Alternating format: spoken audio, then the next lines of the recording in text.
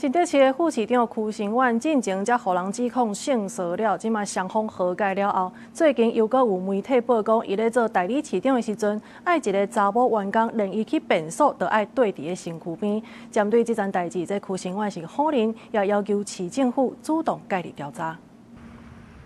有媒体报道，新北市副市长邱成远，其实咧担任代理市长的时，要求女员工连去便所嘛要对伫咧伊边啊，其实伫经济上对人性骚扰，引起民进党议员批评。新竹市的代理市长邱成远同样也被爆出有这个性骚累犯的这个前科记录，那甚至呢也是无法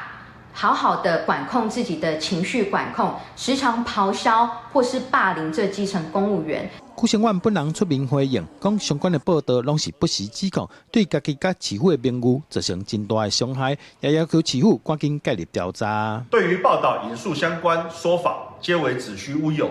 已对本人及市府的名誉造成极大的伤害。为求尽速还原事实真相， 我要求市府主动启动相关调查程序。本府申诉管道畅通，对任何案件市府都依法依程序办理，并会在保护当事人的立场上严谨处理。 市长高虹安拜时参加活动的时，也有回应，讲第一时间就先将女员工调离原职，而且已经发动相关调查程序，会依法办理。